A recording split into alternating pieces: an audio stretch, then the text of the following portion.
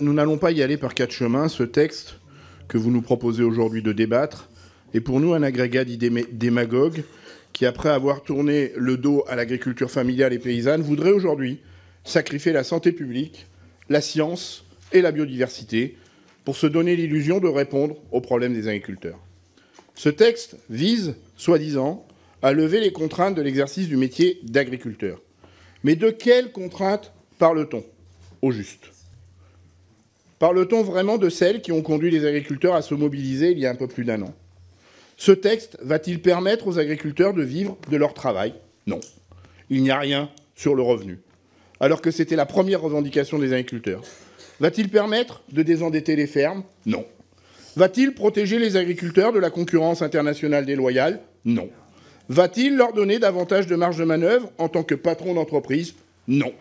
Ils seront toujours soumis aux mêmes pressions du marché international. En réalité, les auteurs de ce texte n'ont rien à proposer aux agriculteurs. Ce texte n'est qu'une vaste entreprise de communication qui désigne les soi-disant ennemis de l'agriculture. Le premier ennemi désigné, la science, parce qu'elle propose d'utiliser moins ou pas de pesticides et qu'elle écarte du marché les produits dangereux. Le deuxième ennemi désigné, la santé publique. Le projet de relégation de l'ANSES, notre agence sanitaire, au rang d'organe consultatif, est un véritable scandale.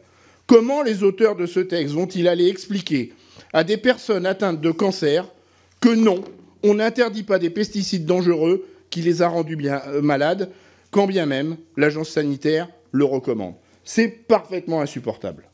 Et je termine avec le troisième ennemi de l'agriculture des saisonniers, la biodiversité. Nous avons vu disparaître plus de 60% des insectes volants entre 2021 et 2024. Que vous faut-il de plus pour comprendre que nous sommes entrés dans la 6e extinction de masse et que sans biodiversité, il n'y aura pas d'agriculture ? Parce que ce qui menace réellement la souveraineté alimentaire et donc le revenu des agriculteurs, c'est le dérèglement climatique, c'est l'effondrement de la biodiversité.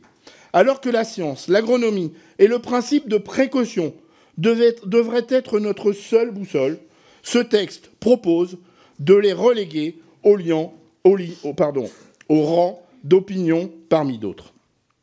Alors que les problématiques de santé publique et de biodiversité devraient nous rassembler, ce texte propose une agro-industrie qui s'oppose à la santé et à la biodiversité.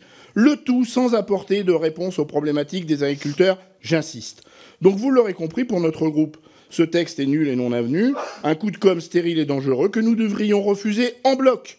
Nous espérons donc que ce texte subira le même sort dans notre commission que celui infligé en commission du développement durable, où la semaine dernière, la majorité d'entre nous a acté la suppression de 5 articles sur 8. Et je me joins à Mathilde Digné avec un petit hommage à Christian.